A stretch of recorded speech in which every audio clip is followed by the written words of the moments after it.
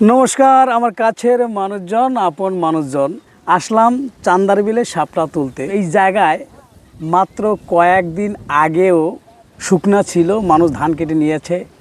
কয়েকদিনের ব্যবধানে এখানে প্রায় মাজার সমান পানিতে জন্ম নিয়েছে ছোট ছোট শাপলা।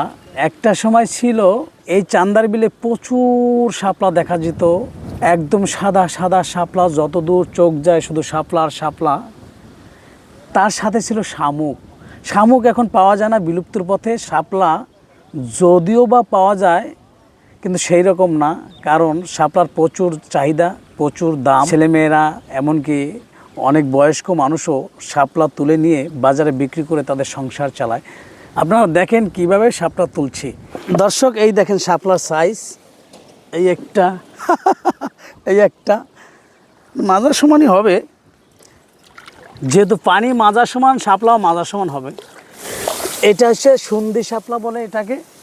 এটা মোটামুটি আমরা খাই না, ফেলে দেই।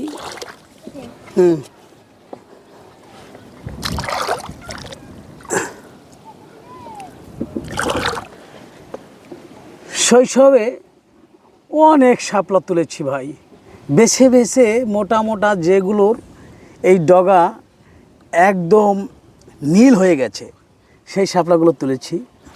এর একটা দেখছেন, ওকে, দেখছো, সুন্দর শাপলা। বন্ধুরা, অনেক শাপলাই তুললাম।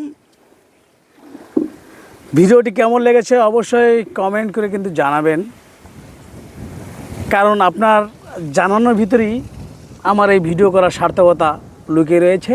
ভালো থাকবেন, সুস্থ থাকবেন এবং চান্দার বিলে এসে শাপলা ভাজি দিয়ে ভাত খেয়ে যাবেন। ধন্যবাদ।